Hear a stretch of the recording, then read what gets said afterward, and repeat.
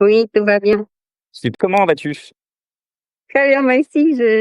Fantastique, fantastique. Si ça je sais pas, du coup, c'est fantastique. Bienvenue à tous. On va faire du coup aujourd'hui une masterclass sur la négociation immobilière, évidemment, pas que immobilière.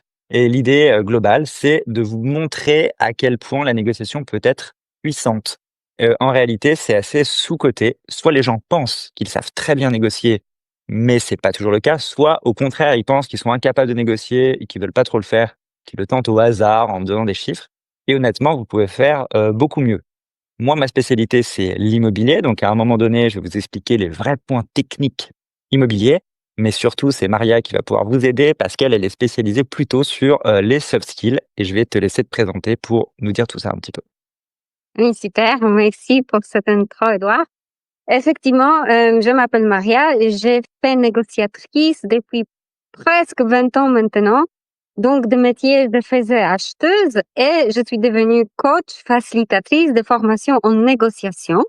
Et maintenant, puisque moi, je voulu investir et avoir les revenus passifs, je suis devenue propriétaire de plusieurs biens immobiliers et donc j'ai niché, j'ai ciblé mes compétences pour être le plus puissant possible dans la négociation immobilière. Ouais. Voilà, c'est ça et donc voilà, ce qu'on veut vous proposer aujourd'hui, c'est vraiment nos 2 visions. La vision de Maria qui est vraiment soft skill et tout ça, avec tout ce côté investisseur en fait qui vraiment va vous aider et moi mon côté, professionnel de l'immobilier qui vraiment du coup est différent et vraiment ça va faire une symbiose qui va être, sympa. Donc les personnes à qui on Oui, s'adresse ouais, oui, dis-moi? et je te remercie pour ce challenge en fait, parce que moi de côté acheteuse, toi de côté quelque part vendeur, parce que souvent c'est toi qui offre Ouais. les biens. J'imagine que ce live peut être une grande valeur pour tout ce qu'ils achètent parce qu'ils peuvent apprendre comment on peut interagir avec un vendeur, un agent immobilier.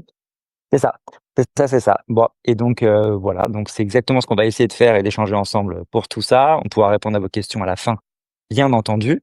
Et pour que vous sachiez vraiment, voilà, les types de personnes à qui ça s'adresse, tout le monde. Mais globalement, nous, on avait identifié à peu près 3 pièges. Le premier piège, et on va en reparler en plus en détail, hein, mais je vous donne juste les 3. C'est, les personnes qui ne posent aucune question du début à la fin. Un peu syndrome bon élève de se dire: «Non, je j'attends de voir, je vais tout trouver tout seul». Non, il y a des questions à poser, que ce soit sur l'immobilier pur, mais aussi sur le reste, évidemment. Les deuxièmes personnes, c'est ceux qui n'osent pas, en fait, hein, qui font des offres au prix, j'en vois beaucoup passer, puis qui après, du coup, se désistent parce qu'ils savent pas trop, parce qu'ils se disent qu'ils auraient dû. Voilà, c'est toutes les personnes qui pensent que négocier, c'est risquer de rater l'affaire. C'est pas le cas. C'est justement ça, particulièrement ce que Maria pourra vous montrer. Et les dernières personnes, c'est ceux qui pensent que négocier, c'est le conflit, qui ont peur vraiment de cette relation qui peut être un peu tumultueuse, mais il y a des clés et voilà, encore une fois, ça, c'est Maria qui va pouvoir vous aider et je lui dis de commencer du coup, de commencer parce qu'elle pourra mieux en parler que moi, pour commencer sur sa partie sur laquelle je réagirai. Oui, j'ai besoin de toi parce que c'est grâce à tes exemples de terrain Et et ben, on va faire grâce ça. à ces questions un peu challenging que moi, je pourrais vous donner des astuces. Oh, Pardon, ça ça a fait- quitté. C'est oui, moi, pardon et oui ça et donc fait- c'est exactement ce qu'on va faire, donc c'est parfait. très bien. Je te laisse, vas-y, je te laisse me dire effectivement, toi, à part parfois tu commencerais, c'est-à-dire que vraiment sur un achat immobilier, on a l'impression qu'il faut négocier au moment de faire l'offre, c'est-à-dire une fois qu'on a tout visité et tout. Est-ce que c'est un truc où tu penses que c'est ça? Ou est-ce que tu penses qu'il faut commencer un peu plus tôt, qu'il y a du mindset à avoir ou des choses comme ça? Super. Et ça, je pense que c'est vraiment un point primordial à mentionner parce que souvent, quand je discute avec mes clients, avec des gens qui viennent chercher les conseils, ils me disent, mais quand on va discuter de prix, il faudra que je sache négocier. Et moi, je dis, ah non, non, non, non, pas du tout. Quand on va discuter de prix, parce que ça, c'est déjà raté la négociation. Ça, c'était Ouais, pas le contraire. Donc, pas du tout. La vraie négociation commence au moment quand toi, tu fais des études de marché, quand toi, tu as une idée dans ta tête que tu veux investir, que tu veux acheter. Vraiment, les mindsets, l'approche, la, les calculs de budget, optimisation de coûts et rentabilité de projet. Et après, premier appel, ça c'est crucial. Un appel à un agent immobilier. Vous pouvez gagner beaucoup de temps, d'énergie, parce que peut-être il n'y a pas besoin de se déplacer pour faire une visite. Si vous êtes bien préparé, un appel téléphonique, vous posez des bonnes questions, vous allez déjà négocier au téléphone. Donc, il y a plusieurs étapes bien avant de discuter des prix qu'il faudra structurer pour optimiser et rentabiliser derrière. Ouais, voilà, ça c'est vraiment quelque chose donc pour ceux qui nous écoutent, c'est ça, c'est vraiment pour les gens, ça s'applique beaucoup pour les investisseurs. C'est-à-dire que si vous achetez votre résidence principale, a priori, vous n'êtes pas très loin, en fait, donc vous pouvez plus facilement visiter, et en fait, effectivement, il faut avoir ce mindset dès le départ, mais comme au départ, vous allez juste dire: «Allô, je voudrais visiter» et on vous donne un rendez-vous, ça vous laisse un peu le temps. Pour ceux qui achètent et qui investissent notamment dans d'autres villes, ça, c'est primordial à avoir en tête. Il faut commencer les appels justement avec ça, avec le mindset parce que si vous êtes à Paris, que vous achetez à Marseille, mécaniquement en plus, comme il y a de la distance, il y a un peu moins de confiance qui est créée automatiquement et donc ça vous oblige à avoir dès le début en fait le mindset et l'idée de se dire: «Je pars pour négocier» et donc toi, tu commencerais par quoi du coup? Donc, ce que je conseille, toujours, il faudra avoir un script vraiment par écrit, des idées, des objectifs. Il y a des objectifs qui sont non négociables parce que nous savons quel genre de biens on cherche. Mmh. Donc, il faudra savoir, est-ce que c'est le nombre de chambres, le nombre de pièces, est-ce que c'est localisation dans le quartier. Ça peut être, pour quelqu'un qui achète la première fois, ça peut être tout simplement, est-ce qu'il y a un jardin ou pas, parce que vous cherchez de partir au vert. Donc, si déjà sur l'annonce, il manque un élément, donc un de vos objectifs, un des critères n'est pas explicitement décrit, il faut poser la question. N'ayez pas peur de poser plusieurs questions, parce que si les réponses sont vagues, les vendeurs sont très doués, donc ils font les réponses politiquement correctes parce qu'ils préfèrent avoir plus de visites, parce qu'une visite, c'est une chance de convaincre. Et pour vous, une visite, s'il n'y a pas de jardin, c'est le temps perdu. Donc, si vous ne savez pas à quoi ressemble le jardin, demandez la description un peu plus complète par téléphone. Ouais, voilà, ça c'est un truc dont moi je vous ai parlé sur des vidéos dont je parle dans le coaching que je fais. Exactement, il faut cibler ces critères, classer ces critères parce qu'il y en a, vous avez l'impression, vous voulez absolument un étage élevé, puis finalement pas forcément quand vous faites les visites, mais donc classer les biens. Et oui, demander et vraiment insister. Pourquoi? Parce que évidemment, les agents en fait sont mandatés que pour certains appartements, ils ont donc un intérêt à vous vendre celui pour lequel vous appelez. Si vous appelez et que, non, ça a pas tous les critères et que donc vous allez acheter celui de quelqu'un d'autre, eux, ils ont l'impression de perdre un client. Ils préfèrent vous faire venir et peut-être essayer de vous convaincre. Mais donc effectivement, comme disait Maria, très important, en premier, eh bien, vous classez vos critères et surtout vous ne lâchez pas sur les critères, vous posez les bonnes questions et oui, il faut, vraiment pas lâcher parce que les réponses sont vagues pour 2 raisons. La première, c'est qu'il y a des vendeurs qui veulent pas vous dire et il y en a vraiment des agents qui peuvent pas vous dire parce qu'ils savent pas. Donc vraiment, vraiment insister et surtout sur ce qui compte vraiment parce que c'est le premier pas. Et c'est super ton retour. Merci d'être franc et direct avec nous parce que exactement c'est ça que Ouais. je dis. Les vendeurs maîtrisent plutôt les discours. Il peut avoir des vendeurs qui n'ont pas de connaissance du bien complet parce qu'ils n'ont pas fait des visites. Ils vont le faire, on va peut-être avec vous pour la première fois parce qu'ils remplacent quelqu'un, parce que quelqu'un est en congé, parce que donc tous les genres de questions à poser pendant l'appel Mmh. téléphonique sont nécessaires. Est-ce que c'est vous qui vous avez mis les biens dans le catalogue de l'agence? C'est important de savoir, est-ce que c'est vraiment l'agent qui connaît les biens? Mmh mh. Ouais, ouais, ça arrive effectivement en agence, vous appelez, vous tombez n'importe où et on vous donne pas l'agent qui a rentré le bien. Donc on vous donne pas celui qui l'a visité, on vous donne pas celui qui a vu le propriétaire. Ça arrive parfois. Souvent, on vous demandera de rappeler l'agent, mais voilà, faut faire un peu attention. Deuxième chose à savoir sur le marché, il y a ce qu'on appelle les intercabinets. C'est-à-dire qu'en fait, c'est une agence qui a rentré le bien et en fait, ils le donnent à d'autres agences pour que d'autres personnes le commercialisent, multiplier les chances et donc vous appelez une agence, ils n'ont pas vu l'appartement. Donc et ça, c'est un truc qu'on verra plus tard, vous pouvez pas vous baser que sur ça. Il faut commencer par ça, mais il va falloir aussi développer des skills de votre côté pour bien comprendre, bien lire les diagnostics, bien visiter parce que tout n'est pas clair. C'est un peu shady comme milieu. Est-ce que tu peux nous préciser encore, s'il te plaît, parce que je sais que les mandats co-exclusifs, c'est exactement ce cas de figure dont tu parles que bien peut être partagé par plusieurs agences. Ouais. Donc, comment ça fonctionne? Ouais, en fait, il y a plusieurs mandats qui existent pour les agents immobiliers. Un propriétaire, il peut donner un mandat exclusif, donc il y a une seule agence qui commercialise le bien. Il peut donner un mandat simple, il donne à autant d'agences qu'il veut. Mais il peut donner, par exemple, un mandat co-exclusif, donc il demande à que 2 agences et puis elles se partageront, en fait, probablement les honoraires. Mais il y a une dernière chose, en fait, qui n'est qui que les gens ne connaissent pas vraiment et moi, ça m'arrive beaucoup. C'est-à-dire que le propriétaire me donne un mandat à moi, seul. Je suis seul à avoir le mandat. Mais moi, je décide tout seul sans vraiment j'en parle au propriétaire, mais bon, il a, voilà. Je dis à d'autres agences, des copains, en fait, que je connais: «Allez-y, commercialisez aussi cet appartement et puis on partagera la commission ensemble». Je reste, moi, redevable de toutes les obligations légales, juridiques, bien sûr, mais je m'aide de quelqu'un pour la recherche d'actifs. Alors moi, j'essaie de faire les choses bien, je leur donne les clés pour qu'ils aillent les voir et tout, mais mécaniquement, ils n'ont pas autant d'informations que celles que moi j'ai. Donc eh ben, il faut que vous posiez la question, qu'eux me posent la question, que je leur réponde et en fait, il y a vraiment un intermédiaire à chaque fois. Donc c'est dans ces cas-là où vous pouvez effectivement ne pas avoir, complètement l'information, mais le problème surtout, c'est que vous n'aurez pas la transparence. Vous ne pourrez pas savoir ce qui se passe, ce que je viens de vous raconter.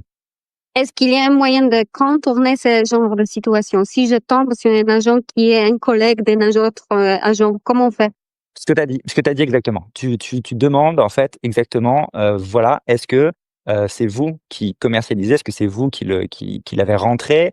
Est-ce que vous l'avez visité? Parce qu'en fait, ça va permettre en plus d'enclencher d'autres questions. Il pourrait être un peu défiant: «Mais pourquoi vous me demandez si je l'ai visité?» et ça permet de poser une deuxième question. Par exemple, si c'était pour le jardin, de dire: «D'accord, mais vous avez visité, vous savez du coup comment c'est ensoleillé? Est-ce qu'il y a de l'ombre, est-ce ou pas?» Moi, c'est une question où forcément s'il est pas allé sur place, c'est difficile de pouvoir y répondre et en fait, ça va dérouler la conversation. Sauf s'il pleuvait, donc il va pas s'en souvenir. Bah, s'il est pas allé, ouais, c'est difficile, hein. C'est difficile. Oui, Même si on a vu les photos, c'est pas facile. Il y a des choses où en fait, on est obligé d'y être allé et les photos suffisent pas. oui, oui. Super. Donc, on est au moment de recherche, premier appel téléphonique, on discute au téléphone avec un agent. Et maintenant, j'aimerais diriger un petit peu vers comment on pose des questions, combien de questions poser, et est-ce qu'il faudra plutôt se laisser guider par le sujet d'un agent ou c'est à nous de prendre en charge les trajectoires et la discussion. En fait, ici, pour qui mène la discussion, il n'y a pas de bonnes règles parce que on a des personnalités différentes. On est des gens un peu plus timides, un peu plus extravertis, Ouais. on est un peu plus bavards. Là, nous, tous les deux, on est plutôt bavards et on n'a pas de problème C'est notre métier aussi, donc forcément. Mais ça peut arriver qu'agent immobilier n'est pas super extraverti. Ouais. Ou simplement, il a eu une mauvaise journée, il s'est levé de mauvais pieds, donc il part un peu moins. Et comment gérer un agent avec des tempéraments différents? En fait, les clés, la clé, pardon, c'est de récupérer le plus d'informations possible. Donc, vous vous adaptez au type de personnalité en face. Si quelqu'un parle beaucoup, il donne beaucoup d'informations, donc vous récupérez ce que vous cherchez à obtenir, trop bien. Cependant, si quelqu'un en face de vous parle peu, il faudra le guider. Donc, on pose des questions plutôt ouvertes, plutôt vagues. On ne donne pas tout de suite l'indice quelle réponse on cherche C'est derrière. ça. Parce que si vous dites est-ce que il y a bien l'accès au commerce tout proche, il sait que vous cherchez l'accès au commerce pour aller à pied. Donc la question posée de cette façon-là va le diriger avec la réponse pour vous convaincre. Donc il faudra surtout pas poser des questions dirigées. Pourquoi on doit récupérer des informations? Parce que c'est exactement ce moment de négociation qui compte. Si c'est vous qui entendez plein d'informations, par exemple les biens en vente parce que la grand-mamie elle est décédée. Donc, vous récupérez l'information que personne n'a besoin de la maison. Elle restera pas en famille. Donc, ils veulent s'en débarrasser. Peut-être ils ne sont pas pressés parce que la maison était là pendant ces dernières années mais elle est vide, donc elle ne peut pas rester pour l'hiver complet parce qu'il faudra la chauffer, donc les coûts qui s'élèvent. C'est ça. Vous voyez, ce sont ces genres de storytelling qu'on cherche. Voilà et sachez qu'il y a quelque chose d'important à noter, c'est qu'en fait, si vous ne posez pas les questions, probablement que les agents et les propriétaires ne vous donneront pas la réponse.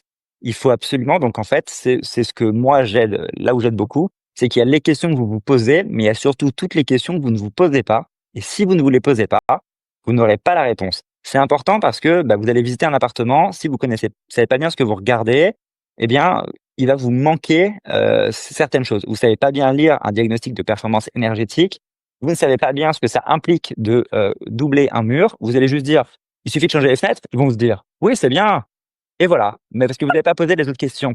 Et en fait, ça pose un problème parce que, par exemple, c'est l'exemple type, mais si vous avez un problème de performance énergétique, que vous changez les fenêtres, que vous doublez les murs, vous avez un problème d'humidité qui va rester, parce que ça crée une espèce de sous-marin, en fait, où l'humidité ne sort pas, puisque vous avez tout isolé. Donc, mécaniquement, il va falloir demander: est-ce qu'il faut créer une VMC? Oui. Est-ce qu'il y a déjà un tuyau de VMC? Probablement pas. S'il y en a pas, je parle d'un conduit d'évacuation, donc d'une VMC, c'est une ventilation motorisée contrôlée pour évacuer l'humidité. Super, S'il oui. faut en mettre une, c'est un petit moteur. Est-ce que vous allez pouvoir le mettre? On ne sait pas, il faut poser la question. Est-ce qu'il y a un tuyau d'évacuation? On ne sait pas, mais probablement pas. Et si jamais il n'y en a pas, il va falloir percer la façade. Et est-ce qu'on peut percer la façade? Ça, c'est des questions à poser. Ils auront sûrement pas la réponse, mais ils vont se renseigner. Mais si vous n'avez pas bien vu le DPE, vous n'avez pas vu en fait que voilà, vous n'êtes pas trop renseigné sur ces trucs-là, vous n'allez pas poser toutes les questions. Et le jour, de faire justement ce dont on parle, parce que c'est la négociation, l'histoire. Le jour où vous allez faire l'offre, vous allez pas vraiment pouvoir l'argumenter. Il va vous manquer cette chose-là. Vous allez dire: «Oui, il faut un peu isoler». Non. Si vous dites: «Oui, attendez, il faut isoler, il faut l'accord de la copro pour pouvoir percer, la façade. Il faut que je pose une VMC, ça me fait des frais en plus». Qu'est-ce Moi, je pense qu'on peut en parler. Et donc en fait, ça vous donne des billes. Donc plus vous savez quoi poser comme question, plus effectivement vous aurez d'infos. Et comment faire si je suis une femme, une acheteuse et en fait je n'y connais rien sur les travaux, sur la rénovation. En fait, j'achète pour moi un appartement, mais Mmh. j'ai jamais fait. Donc ça c'est une chinois pour moi. Comment faire parce que je ne peux pas discuter cela avec un agent en face de moi. Ouais, en fait, c'est ce que je disais. En fait, il y a un problème avec les gens que vous avez en face de vous, c'est que ils sont intéressés à la vente. C'est-à-dire que, c'est la personne qui restera si jamais vous restez sur les mêmes professionnels, le plus fiable, c'est probablement votre notaire puisqu'en fait, lui, il va, gérer la vente, peu importe ce que vous achetez, mais bon, c'est pas un spécialiste des visites en immobilier. L'agent, il a envie de vous vendre l'appartement qu'il a, lui, il a pas envie que vous en achetiez un autre, donc il a pas trop d'intérêt à vous donner les défauts. L'entrepreneur qui va venir faire les travaux, il a quand même intérêt à vous facturer des travaux, même si évidemment il y en a plein de très honnêtes, mais c'est mieux si vous arrivez à les diriger, parce que sinon il va vous falloir un architecte. Si vous prenez un architecte, ça vous coûte de l'argent, bref. Donc en fait, il faut absolument se former, c'est très important. Il y a plusieurs méthodes. La première, c'est si vous avez la chance dans votre famille d'avoir quelqu'un qui a déjà fait plusieurs achats réussis. Ça peut être votre père, ça peut être votre frère, ça peut être un ami, bon, peu importe, mais des gens vraiment en qui vous avez une confiance absolue. Eh bien, eux peuvent vous aider. Ce qui est très important, à définir, c'est si, ils ont vraiment une expertise ou s'ils ont une opinion. Parce que sur tous les sujets, les gens ont soit une expertise, ils connaissent bien l'immobilier, soit une opinion, du genre: «Oh là là, mais non, faut pas acheter à Paris», non, ça peut être une expertise si c'est un agent qui connaît par cœur, c'est une opinion si jamais c'est juste quelqu'un de votre famille qui habite à Bordeaux. Parce qu'en fait, bon, chacun a ses domaines d'expertise. Donc voilà, la deuxième possibilité, c'est de vous former seul. C'est difficile. Vous pouvez tout chercher sur internet, ça prend des heures, mais c'est possible. La troisième, c'est de faire appel à quelqu'un. Moi, j'en fais partie. Il y en a d'autres. Il y a plein de manières de se former à l'investissement, à la négociation avec Maria. Moi, c'est plutôt sur la partie toute immobilière, mais bon, il y a plein de choses dont on peut discuter. Mais globalement, en fait, c'est de trouver, vous l'aurez compris, une personne référente, une personne qui soit impartiale, qui soit vraiment là juste pour vous dire: «Ça, c'est bien, ça, c'est nul. Ça, c'est pas possible, ça, il faut faire attention», mais sans vraiment avoir d'intérêt, en fait, à votre achat. Donc voilà, c'est juste ça qu'il faut trouver. Il y a plusieurs méthodes, hein, mais on peut en reparler. Et moi, ça pourrait m'intéresser aussi pour mes clientes parce que elles se déplacent, elles font souvent les vidéos des visites. Donc, Ouais. quand elles sont dans un appartement, elles prennent une vidéo, elles me le voient. Et comme ça, moi, je peux donner les feedbacks derrière parce que souvent, on filme le mur et les fenêtres, mais moi, j'entends la discussion entre la personne et le vendeur. Donc, je peux donner un coaching, un feedback derrière. Est-ce que toi, tu fais la chose pareille par rapport aux travaux? Alors moi, je fais pareil pour une question. Oui, c'est qu'en fait, encore une fois, sur de la négo, ce qui va vraiment vous aider à négocier, c'est 3 choses. C'est quand même les travaux, principalement, on va pas voilà, c'est les travaux. C'est l'étude de marché, hein, les biens comparables dans le secteur, combien ça coûte ou quoi, évidemment, parce que si c'est au-dessus du prix du marché, c'est pas ça. Et puis il y a la situation avec le vendeur dont tu parlais. Qui vend? Pourquoi? Comment? Est-ce que c'est une succession? Est-ce que c'est pas une succession, c'est juste un couple qui se sépare? Est-ce que c'est un investisseur quand on cherche le meilleur prix? c'est pas les mêmes choses et donc c'est intéressant d'avoir tout ça et les visites, moi, les vidéos de visite, ça m'aide énormément, surtout pour valider que le projet, est le bon. Par exemple, là, voilà, les personnes que j'aide, c'est est-ce qu'on peut faire, un petit 2 pièces en achetant un studio? Et ben, il faut qu'on regarde, est-ce qu'on peut casser des murs? Est-ce qu'on peut en remettre d'autres? Où sont les évacuations d'eau? Parce qu'en fait, c'est un peu ça la clé pour déplacer les cuisines. Bon, il y a pas mal de choses à voir. Moi, je le vois très, très vite, hein, sur une vidéo de visite parce que je ne fais que ça. Mais je comprends que ce soit un peu difficile à voir, pour les gens. Donc oui, évidemment, c'est quelque chose qui est, excellent, surtout, bah, pour les travaux. Super. Donc, en fait, tu as double casquette parce que tu peux être un vendeur si quelqu'un cherche un appartement est venu, mais si quelqu'un souhaite être accompagné par toi pour acheter un bien, tu peux faire aussi cette partie-là d'accompagnement. Oui, parce que alors c'est vrai que j'ai lancé sur mon compte, mais il y a des gens qui viennent du tien, ils ne doivent pas me connaître. Moi, ouais, je suis administrateur de biens à Levallois. J'ai une agence, je gère 500 lots, 500 appartements, en fait 400 appartements et 100 locaux commerciaux en gestion locative. Donc je m'occupe effectivement de la gestion, la location, la vente. C'est pour ça que je fais beaucoup d'immobilier. Et à côté de ça, j'aide, ouais, sur Instagram les gens qui veulent du coup être accompagnés pour acheter un appartement. Je cherche pas les annonces ni rien, hein, je suis pas chasseur.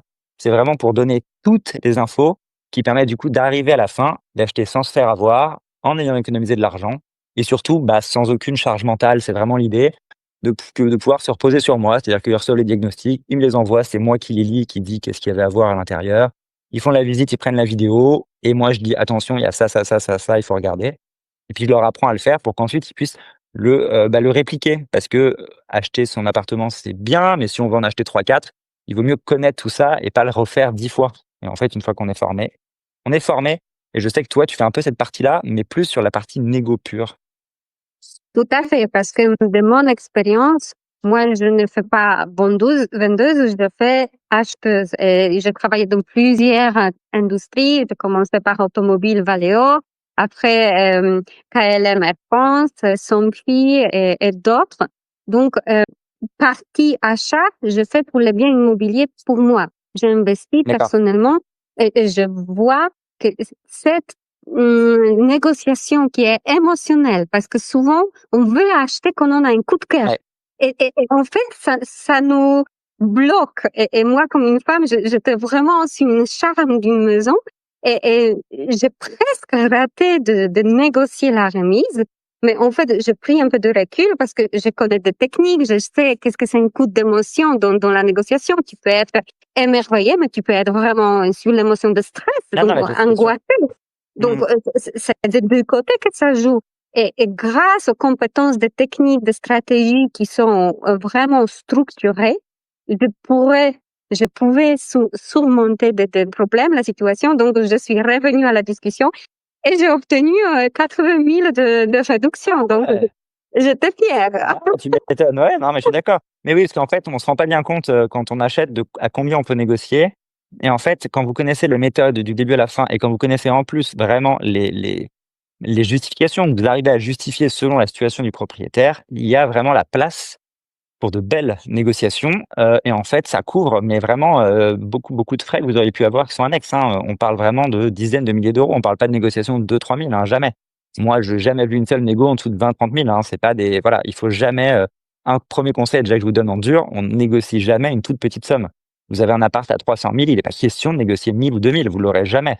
Parce que les gens vont dire: «Attends, bah, si c'est que 2 000, vous avez qu'à les mettre, sur 300 000, c'est pas grand-chose». Non, il faut vraiment aller taper dedans directement. Il faut aller taper 30 000, 40 000, 50 000. Surtout Parce qu'une négociation, que c'est 2 parties, quoi. tout à fait. Et ici, c'est vraiment la connaissance de la psychologie humaine qui compte parce que l'achat, c'est en fait une discussion. C'est convaincre Mmh. quelqu'un. Ouais. On discute tous les jours, on discute à table au petit-déj, on discute avec les enfants, est-ce qu'ils vont se coucher ou pas. Donc, c'est vraiment la façon comment on applique des phrases qui comptent et qui peut nous apporter un résultat. Bah, c'est ça. Donc en fait, bon, bah, c'est vraiment des méthodes à mettre en place. Alors, est-ce que tu peux nous dire, toi, bah, du coup, dis-moi est-ce que tu as vraiment un système qui fonctionne? Enfin, pas un système, mais tu vois, des étapes, en fait, à suivre, qui permettent de se mettre, sans les détailler parfaitement, mais surtout pour qu'on comprenne bien qu'est-ce qu'on peut mettre en place pour se mettre dans l'état d'esprit de négocier du début à la fin, quoi? En fait, la méthode est très simple. Moi, j'ai la pratique depuis maintenant 15 ans quand j'enseigne. Ouais, Elle consiste de 5 piliers, 5 étapes. OK, Et si tu suis dans l'ordre de 5 étapes, tu ne peux pas te rater. En plus, c'est facile à se souvenir parce que c'est un acronyme POWER, comme en anglais, que c'est puissant. C'est 5 lettres POWER. OK, Donc, première étape, j'en ai déjà dit un petit mot, c'est psychologie. Si tu te connais, si tu connais ton profil, tu sais quelles sont les caractéristiques personnelles que tu as comme défaut, mais aussi les avantages, c'est ouais, beaucoup plus simple de décrypter la personne en face. Parce que tu sais, est-ce que je m'adapte, est-ce que je synchronise ou est-ce que je dois convaincre, donc je dois agir mmh, différemment. O comme objectif. Donc, je cherche les KPI, les indicateurs à remplir, à cocher les cases. V comme vision, parce qu'ici, on a besoin de couvrir nos souhaits avec l'intérêt et le besoin. C'est sympa d'avoir une cheminée, mais est-ce que c'est vraiment nécessaire, ouais, cette ouais, je cheminée, vois. la pièce principale? Donc, vision, quel est l'objectif, quel est l'enjeu à long terme? Donc, est-ce que c'est locatif? Est-ce que c'est à la revente? Est-ce que c'est pour une famille? Est-ce que c'est pour moi célibataire? Suivante, E comme émotion, parce que dans chaque négociation, il y a un facteur humain. Donc, on peut apprendre à argumenter, on peut apprendre quels sont les besoins pour avoir la carte claire mentale, mais les émotions jouent. Donc, comment on gère le stress, comment on s'affirme et confiance en soi, la posture, comment on se présente, tout ça, ça rentre dans la méthode. Et à la fin, c'est R pour les résultats, pour reporting, pour s'améliorer, ce que tu viens de dire.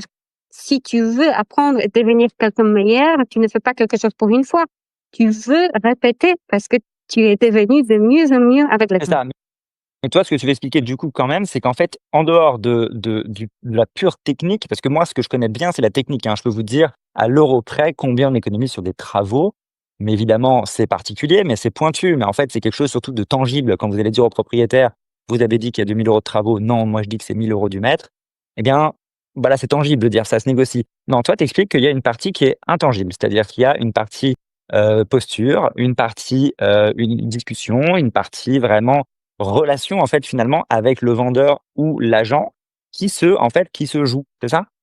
Et tout à fait. Et ici, j'ai l'impression qu'on se dirige vers le troisième point et troisième piège, parce que la négociation, ça ne veut dire pas un conflit. La négociation, ça veut dire que je crée une relation.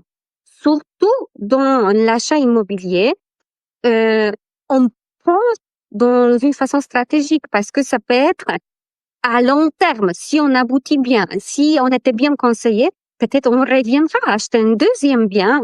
Si c'est pas dans un an, peut-être dans 10 ans, ou peut-être pour notre enfant dans 20 ans. Donc, on va se souvenir de l'argent. Parce que c'est comme ça qu'on tient à quelqu'un. Donc, construire, co-construire la relation, ça vaut vraiment beaucoup. Je vous conseille de rentrer dans dans ce jeu parce que ça, si c'est bien joué, si c'est pas manipulé, c'est gagnant-gagnant pour deux parties. C'est ça et alors en fait, bon ça c'est quand tout se passe bien et que tout le monde est très content, des super agents hyper gentils qui discutent de tout. Les vraies questions, c'est surtout pour les personnes, bon, qui sont un peu introverties, ces personnes qui préfèrent en fait avoir toutes les informations en main avant de venir négocier. Parce qu'évidemment, tous les commerciaux super, ils négocient pas sur du vent, mais en tout cas, ils négocient facile, c'est simple. Mais pour les personnes qui sont alors plutôt, on va dire, introverties, qui sont plutôt face à des gens un peu taiseux, des personnes qui disent pas trop ce qu'ils veulent, quelle est la meilleure manière de l'aborder, par exemple? Body language, le langage du corps.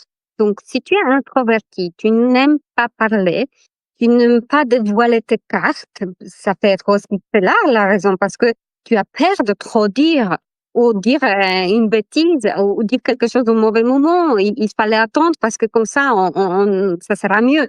Donc, tu te blâmes quelque part, tu te fais des films que je ne sais pas faire. Ce que tu peux envoyer pendant la visite, pendant même l'appel téléphonique, c'est le langage du corps.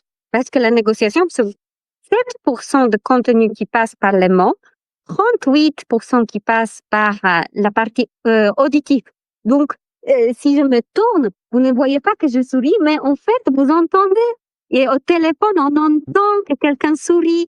Donc, c'est vraiment l'intonation. On peut juste dire Mhm, ah, on dit rien, mais on incite quelqu'un à parler plus. C'est intéressant. Ah, je Ça ne vois, veut non, non. dire rien.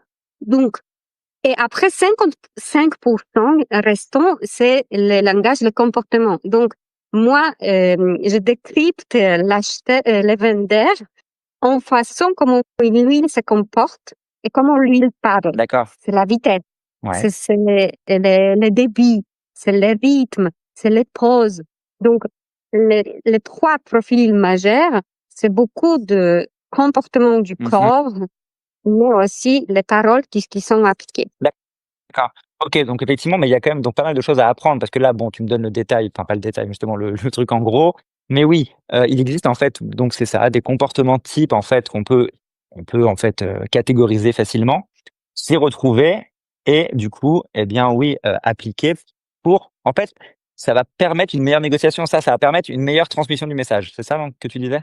Tout à fait. Et en plus, tu vas être beaucoup plus rassuré parce que si tu travailles sur les comportements de ton corps, le message que tu dis va être cohérent avec les messages du corps. Donc, vraiment, l'impact sera beaucoup plus élevé. Ouais, c'est ça. OK, ouais, c'est ça, je vois. Non, parce qu'effectivement, on a l'impression, en fait, bon, il y a beaucoup de gens qui pensent déjà que l'agent, entre guillemets, «sert à rien», qui va juste transmettre les offres et qui va simplement, faire le passe-plat, ou, le porte-clés, ça dépend comment on préfère utiliser le truc. Bon, ce qu'il faut bien comprendre, non, c'est que l'agent, lui, c'est lui qui a la relation avec le propriétaire, et il fait un boulot qui est, grand sur le prix. On s'en rend pas compte, en fait, quand on est de l'autre côté, mais en fait, nous, ce qu'on fait comme métier, c'est que le propriétaire en veut une fortune, que nous, on n'est pas d'accord, qu'on lui dit: «Non, non, non, il faut mettre plus bas», il ne veut pas et donc nous, on veut faire passer vos offres. En tout cas, on veut effectivement que tout le monde se mette d'accord pour que le mariage se fasse finalement, hein. Mais pour ça, il faut effectivement, d'un côté, que vous vous donniez et notamment via ce body language, effectivement, via cette manière de parler, pas tant l'envie à l'agent, hein, parce que c'est son métier, mais en fait que vous transmettiez la confiance. Parce que nous, qui nous manque parfois, c'est vraiment cette notion de confiance où on voit quelqu'un et on se dit: «Est-ce qu'il va aller au bout?» Parce que c'est des gros processus, hein. Une fois que vous avez fait l'offre, il y a au moins 3 mois avant de devenir propriétaire. Ils disent: «Voilà, ah, Alors, ça va le faire et tout» et et voilà et c'est quand même quelque chose, bon, qui est important. La deuxième chose, oui, c'est vraiment que vous, ça va vous mettre en confiance. Il y a aussi cette partie-là, en fait, il y a pas que la partie pour l'agent, c'est que vous, si vous êtes confiant dans votre corps, dans la manière de parler, ça va vous donner confiance et vous allez être vraiment convaincant. Enfin, en tout cas, je pense que ça marche comme ça. tout à fait. Fake it until you make Ouais, it. fake it until you make it. Fake it until you make it. Ouais, ouais, c'est ça. Donc effectivement, il y a cette première partie, oubliez pas de le faire, ça marche tout le temps en fait, hein. Ça marche, dès le départ, ça marche à la visite, ça marche dans vos relations après, parce qu'il va y avoir d'autres choses, des échanges de mails, des questions, il va y avoir des tensions. Il va y avoir des tensions parce que vous allez poser des questions qui dérangent, je vais un peu vous en parler là. Parce qu'il y a plusieurs points en fait dans le dur sur lesquels vous pouvez négocier, mais et ben, forcément parfois on n'aime pas trop vous donner toutes les infos parce que ça va vous aider à la négociation. Je peux vous les donner et puis je laisse Maria me dire elle, qu'est-ce qu'elle conseille comme manière d'être dans ces moments-là? Bon, ici, dans les moments un peu conflictuels et Ouais, les moments tendus, c'est le jeu préalable qui compte. Si vous avez réussi à créer la confiance, établir la relation en amont, même si c'est dur, vous y allez, vous y pensez, vous avez ce moment de courage. Si vous avez raté la chance en amont de co-construire, de construire un pont, là, en fonction de votre caractère, personnalité à nouveau, vous allez soit vous taire, soit vous montez en agression et vous blâmez l'autre. ouais. Donc, ni l'un ni l'autre ne va pas résoudre le problème. La meilleure façon dans une situation conflictuelle pour résoudre, c'est la prévention. Donc, prévenir le conflit, c'est ça, c'est qu'il faut travailler. Et ça, on travaille avec les petits briques. C'est pas en un jour que le Rome a été construit. Non, c'est ça, mais alors du coup, là, il y a vraiment quelque chose de passionnant qui va vraiment faire une synergie, c'est que oui, il faut le construire donc sur soi-même, en fait, hein, sur son caractère et sur la manière d'appréhender les choses. Mais il y a quelque chose de très, très technique qui existe, c'est qu'en fait, quand vous allez acheter, on va vous donner beaucoup de documents. On va vous donner notamment les diagnostics, on va vous donner les PV d'assemblée générale, on va vous donner les charges. Il y a beaucoup de choses vraiment à ingérer, mais plus vous vous formez pour les comprendre, plus vous allez poser des questions pertinentes. Si et là, il y a vraiment une manière de faire, c'est que vous allez poser des questions pertinentes, mais en fait, vous allez voir et moi, c'est quelque chose que je peux vous apprendre, qu'en fait, globalement, vous avez toujours déjà un peu la réponse. Quand la chaudière, elle date de les années 1970, quand vous allez dire: «Est-ce qu'ils vont la changer bientôt?» Il va vous dire: «Je sais pas, mais la vérité, c'est qu'ils vont la changer bientôt». Parce que ça fait 50 ans qu'elle est là, donc voilà, c'est quelque chose qui va arriver. Mais c'est pas grave, en fait, dans ces cas-là, il faut rester zen, justement, pas être ni dans l'agressivité, ni dans le fait de se taire, au milieu. Poser les questions, voir les réponses qui reviennent et se dire que soit on a une super réponse et donc on l'intègre, soit on n'a pas la réponse, mais on le garde pour la négociation. Parce que pareil, voilà, cette histoire de chaudière, on ne sait pas. Et si on ne sait pas, ça veut dire que non. Donc, ça veut dire qu'ils vont bientôt la changer et que c'est pas génial. Donc, vous pouvez le noter dans votre petite liste pour être prêt à l'utiliser comme argument de négociation. Attention, ces listes dont je vous parle, quand vous faites une liste de biens, d'idées pour négocier, mettez pas tout dans l'offre parce que franchement, vous pouvez avoir des listes qui sont longues, longues, longues. Et donc après, il faut définir ensemble qu'est-ce qui est le plus intéressant. Le plus intéressant, à mon avis, en premier, c'est bon, évidemment, la comparaison avec les biens qui sont dans le secteur. Mais sur ce qui nous occupe avec Maria, c'est vraiment la situation du vendeur. La situation du vendeur, parce que c'est pas pareil. Si vous avez un investisseur qui a acheté cher il y a 2 ans, qui revend, ou si vous avez une succession et des enfants qui, de toute façon, n'ont pas acheté le bien, c'est pas eux qui l'ont payé. Eux, ils ont juste ça. Et en plus, ils sont déjà dans un moment difficile puisque c'est un deuil. Ils doivent le faire puisqu'ils ont 6 mois pour payer les droits au niveau de l'État. Donc, ils ont 6 mois pour déclarer combien vaut l'appartement pour payer les droits dessus. Donc, ça les arrange énormément de vendre dans les 6 mois. Et donc, vous comprenez bien que là, comme il y a de la rapidité, eh bien, vous avez un truc à jouer. Surtout que c'est le cas de hiver. En hiver, les biens immobiliers comme les maisons, se vendent un peu moins parce que personne ne veut visiter les jardins, ainsi de suite. Donc, si la période de 6 mois tombe entre octobre et mois de mars, ils sont vraiment pressés. Si ces 6 mois sont entre mars et septembre, c'est un peu moins de risques. Oui, c'est ça. Et donc, en fait, c'est là où il y a une méthode, une stratégie à mettre en place pour la négociation. C'est une fois que vous avez bien compris à qui vous avez affaire, ça vous donne déjà une indication de combien vous allez pouvoir négocier. Une fois que vous avez compris quels sont les biens comparables, donc quel est le prix du marché, quels autres biens ont été vendus dans l'immeuble, il y a des plateformes, j'en ai fait des vidéos, hein, mais il y a des plateformes qui vous permettent de trouver tout ça gratuitement. Maintenant, c'est de l'open data, donc c'est très cool.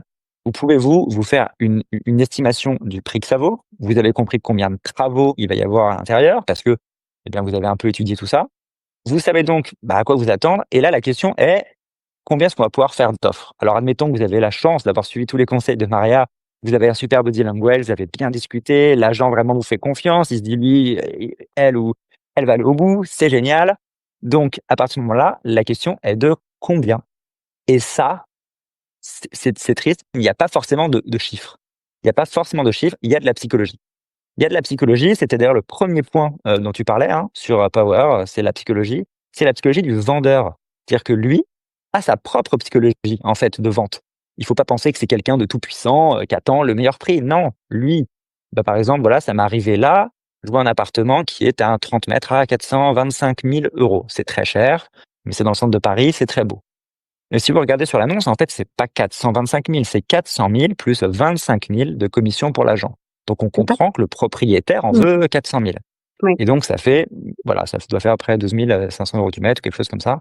Mais ce qu'il faut comprendre, c'est qu'en fait, lui se dit je mets à ce prix-là, parce que c'est un prix rond au mètre carré. Ça fait 12 500, mais souvent, vous allez voir, c'est des prix ronds. 11 000, 10 000, 8 000 pile, 8 500. C'est très rond. Et donc, vous comprenez quand c'est rond que le propriétaire, psychologiquement, il va calculer comme ça. Donc, vous êtes obligé de refaire une offre sur un autre prix rond, sur un prix à 11 000 tout court, 11 200. Mais en fait, pour que lui, vraiment, puisse vraiment se projeter dessus. Et la deuxième chose psychologique que vous allez comprendre facilement, c'est que si lui, dans sa tête, il a 12 500, il sera jamais d'accord pour aller à 10 900, par exemple. C'est beaucoup trop bas dans son échelle à lui. Donc, ça vous permet, vous, déjà, de voir un petit peu où il va s'attendre, de redescendre, en fait, et de voir si vous, ce prix-là, il vous convient. Et là, il y aura ce jeu psychologique. Vous comprenez bien où lui veut aller, vous essayez de vous placer en dessous, vous pouvez négocier et là, on peut commencer à «rigoler» entre guillemets sur la négociation, mais c'est là où il y a des choses à faire. Mais donc en tout premier intervient la psychologie parce que sur une succession, ils se sont placés au prix, mais ils ne le connaissent pas vraiment, ils ont fait confiance à un agent. Quelqu'un qui est sa résidence principale, il l'adore, c'est génial, c'est chez lui, c'est l'endroit le plus beau du monde. Alors lui, il s'est mis très, très cher. Vous allez avoir Ouais, du mal à lui dire qu'en fait, c'est moche chez ouais. lui et qu'en fait, ses fenêtres, il aurait dû les changer, ce qui veut dire que lui, il avait pas froid, hein, et que donc il habite là depuis 30 ans. Donc c'est plus difficile de négocier avec ces gens-là. Les investisseurs, ils attendent une rentabilité. Eux, ils ont un tableur Excel avec un calcul. Donc de toute façon, ils descendront pas en dessous de leurs chiffres. Il faut trouver leurs chiffres. Mais donc vous voyez, en fait, il y a vraiment un premier point, c'est presque les premières questions qu'il faut poser à un agent. Qui est le vendeur? Pourquoi il vend? Est-ce qu'il vend parce qu'il veut partir en Suisse, parce qu'il est très fortuné? Alors peut-être qu'il va moins s'intéresser, bien qu'il soit pas très fortuné pour rien. Est-ce que c'est une succession ou quoi? C'est vraiment des points importants. Est-ce que tu penses, Maria, qu'il y a une meilleure façon de les aborder? De poser la question? Ben, Moi, je la pose à l'arrache, mais peut-être que J'aimerais rebondir encore un mot pour résumer de mon point de vue d'acheteuse. Souvent, les acheteurs tombent dans ce piège de forfait parce que le prix total l'intéresse. Ils ont un budget 400 et ouais, 425. Donc, la pensée dans la tête d'une acheteuse, c'est mon budget. Mais ce que tu viens de nous expliquer, c'est la pensée dans la tête d'un vendeur, en agent immobilier, c'est par mètre carré, c'est par une unité. Donc, ouais, très c'est pas l'enveloppe qui compte. Et c'est très important d'avoir une calculatrice sur la main ou avoir les scénarios possibles ou calculer à la main en amont pour avoir un peu plus de connaissances quels sont les prix de mètre carré. Super, cette astuce-là. Et effectivement, si on revient maintenant à la stratégie, c'est ça que je voulais dire, c'est la stratégie qui compte. C'est pas uniquement ouais, les tactiques, les bons mots à dire. Je peux vous enseigner toutes les phrases à copier-coller et répéter pendant la visite, mais ça va pas matcher si la stratégie en intégrale, elle n'est pas structurée. S'il n'y a pas l'ordre dans votre approche, ça va se sentir dans manque de confiance, ça va se sentir dans le budget parce que vous n'êtes pas convaincu ou vous êtes prêt à faire des travaux ouais, ouais. ou vous avez peur de travaux. Donc, si vous n'avez pas la clarté du projet, ça va vraiment ne pas être super fluide. Hein. Non, c'est ça. Non, c'est ça effectivement, mais donc c'est moi ce que je conseille toujours de faire pour reprendre un peu depuis le début, mais en fait, depuis le début, effectivement, il faut que vous soyez très clair sur votre projet, très clair sur votre budget. C'est très important, la clarté du budget, presque plus que le reste. Il faut que vous sachiez exactement à 1 000 € près, à peu près, combien vous aurez. Pas que sur le crédit, hein, sur aussi l'apport et tout. Pourquoi? Parce que vous allez éviter des appartements et à un moment donné, vous allez tomber sur le fameux coup de cœur, mais qui coûte 30 000 de plus. La question qu'il va falloir se poser, c'est est-ce que vous aurez ces moyens-là? Si vous ne le savez pas, c'est horrible parce que vous allez passer la soirée à chercher et vous allez regretter puisqu'en fait, quelqu'un d'autre va faire une offre puisque lui savait s'il avait cet argent ou pas. Tout à fait. À ce moment-là, il faut surtout garder un esprit critique et c'est là où passe en fait cette histoire de body language parce que ça veut pas dire juste le body language d'être sympa pour qu'on nous fasse confiance. Ça veut aussi dire de ne pas montrer trop d'exaltation. Ça veut dire que vous pouvez idéalement, il ne faut pas arriver dans un appartement et faire: «Oh là là, ah ouais, ah c'est génial, mais j'adore, j'en rêve, oh là là!» parce qu'il y a un problème, c'est que l'argent le voit et quand vous allez négocier, il va dire: «Non». Pourquoi? Bah, parce qu'il va se dire: «Mais non, eux, ils vont l'acheter, ils l'aiment trop, ils l'aiment tellement». Ils négocient pour négocier, mais ils vont les trouver les 20 000 et donc c'est un problème. C'est un problème parce que, bah, voilà, si vous montrez trop, trop, trop d'entrain, je sais que les vendeurs ou quoi vont se dire: «Non, non, eux, pourquoi les faire négocier? Ils vont l'acheter». Donc c'est un point, voilà, dans les 2 sens, hein. C'est-à-dire quand on parle de body language ou de communication, on parle vraiment de rester assez neutre pour ne pas agacer, ne pas non plus montrer trop d'entrain, rester vraiment clair et surtout clair sur ses intentions, que la personne en face, elle comprenne bien qu'elle a affaire à quelqu'un qui connaît le sujet, qu'elle pense pas qu'elle va pouvoir, bidouiller ou qu'elle va pouvoir arnaquer quelqu'un. Et si, au fur et à mesure de vos expériences, de vos exercices, parce que vous pouvez faire des exercices, aller dans une autre ville, tester un autre agent dans les régions qui vous intéressent pas, et vous faites la visite bidon, un peu exercice pour vous entraîner. Donc, si vous devenez un peu plus conscient de vos comportements, de votre façon d'agir, et après vous aussi observez les vendeurs, tout cela peut vous amener à gagner à économiser l'euro à la fin. Parce que si un vendeur dit non, non, non, vous allez savoir s'il bluffe ou est-ce que c'est un vrai non, ou est-ce que vous taquine ou uniquement. Et vous n'allez pas avoir peur de donner une offre au-dessous du prix. Parce que souvent, on se dit que je vais rater les biens si je ne fais pas l'offre au prix. Et c'est pas comme ça que ça joue. Si vous avez bien fait vos travaux en amont, vous avez décrypté, est-ce qu'il est pressé? Quelles sont les conditions et pourquoi la vente? Est-ce que vous savez comment il se comporte?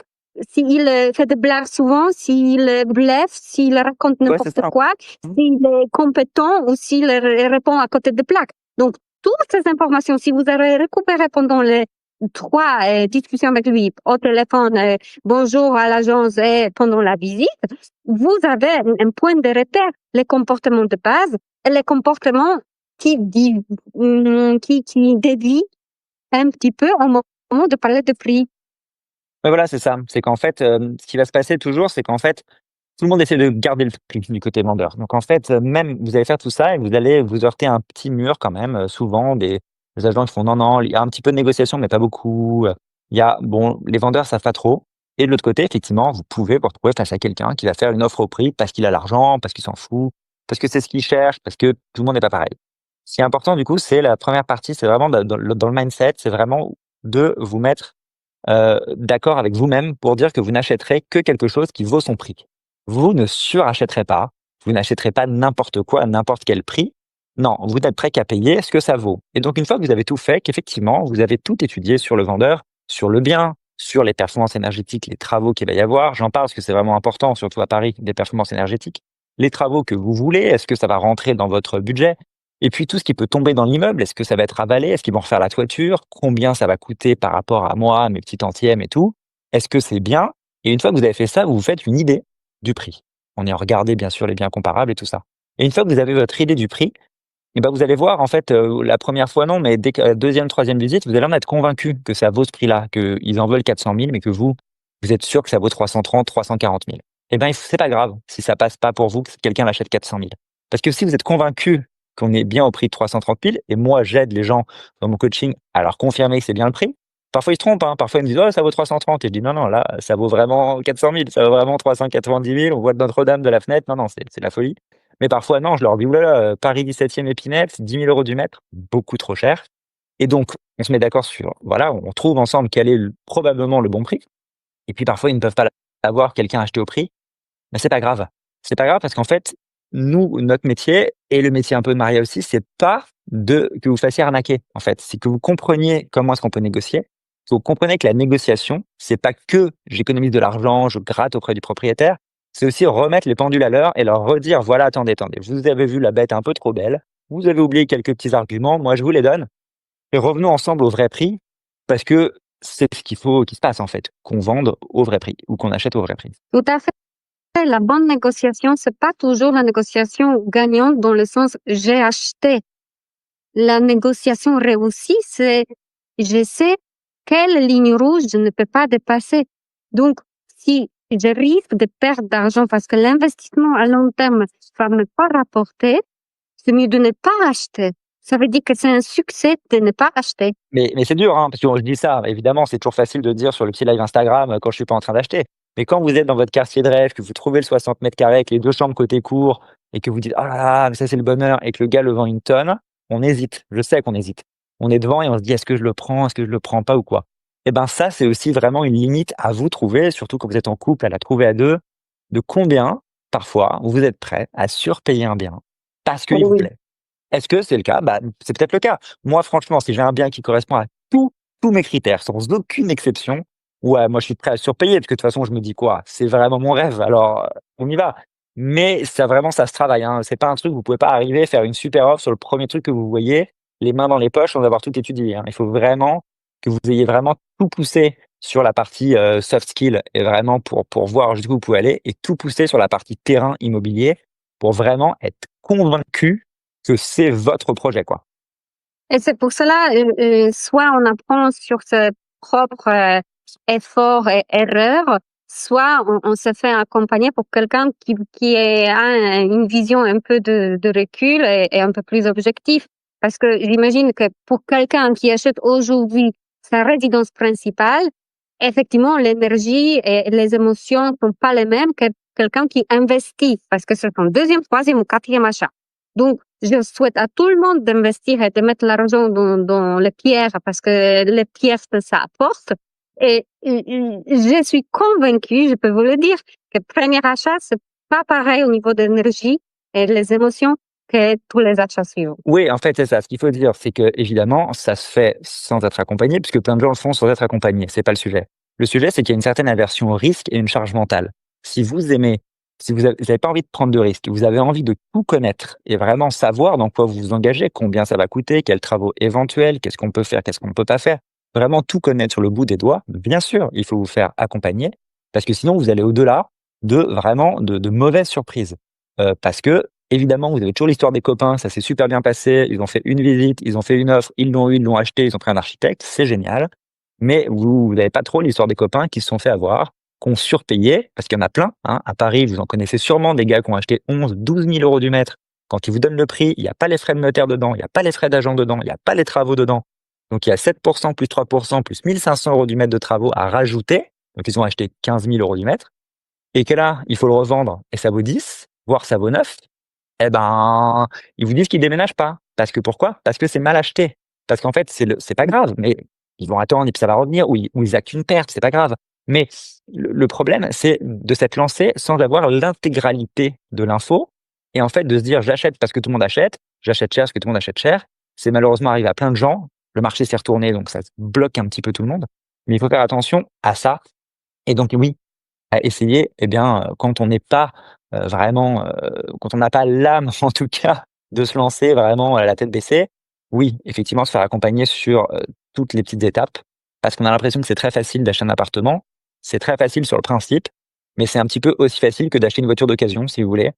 C'est facile d'acheter une voiture d'occasion sur Leboncoin. C'est très difficile d'acheter une voiture et d'avoir tout vérifié, si c'est pas rouillé, s'il y a pas un problème, s'il y a pas un bruit avec le moteur. Moi, j'y connais rien.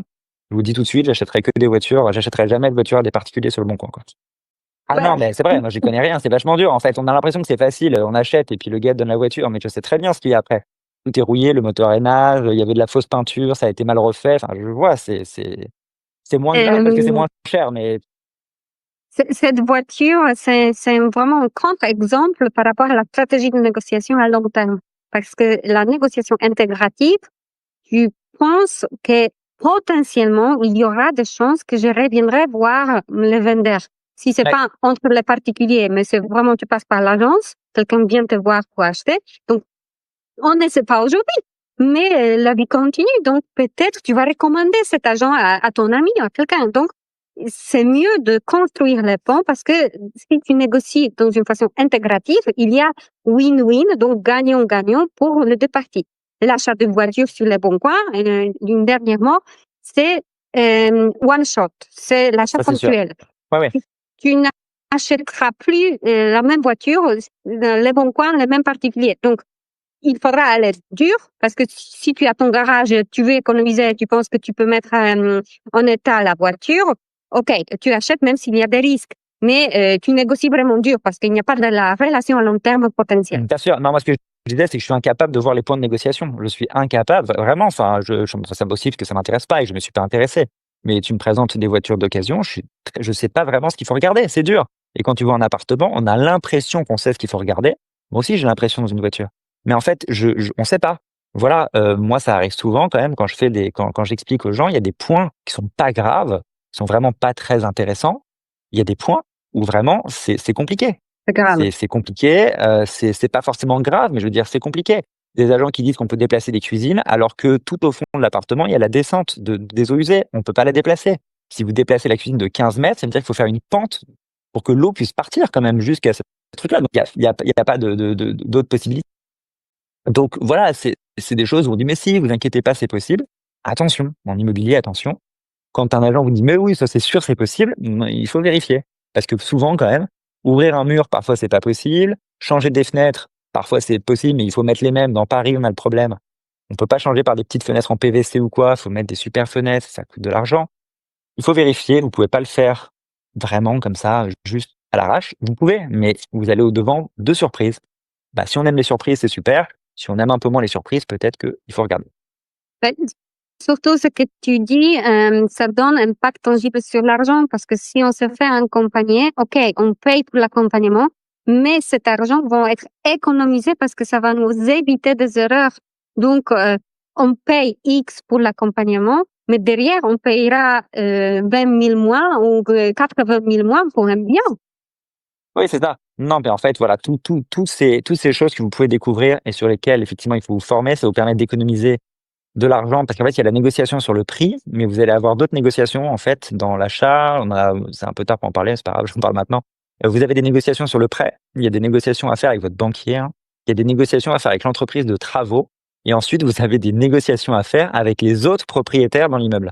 Si vous achetez en copropriété, dans une maison, non, mais après, il y aura des négociations à faire avec eux. Est-ce qu'il faut faire les travaux? Est-ce qu'il faut pas? Comment on fait? Et ce que tu disais, c'est intéressant, la plupart sont des relations long terme. Avec l'agent, vous aurez sûrement réaffaire à cet agent. Avec l'entreprise de travaux, sûrement aussi, en fait, quand même, parce qu'il y aura peut-être d'autres travaux une fois que vous êtes propriétaire à faire, vous voudrez les appeler. Et puis la banque, bah, c'est votre banque, donc oui. Et puis les autres copropriétaires, bah, vous allez les croiser dans les couloirs. Donc effectivement, vous avez plutôt intérêt à construire tout ça. Et Ouais. plus vous êtes formé à la négociation, bien sûr, et à l'immobilier, et plus en plus vous serez la voix de la raison. Et ça, je trouve que c'est assez sympa aussi d'être dans cette position où en fait, eh ben, on arrive avec des arguments qui sont un peu massus.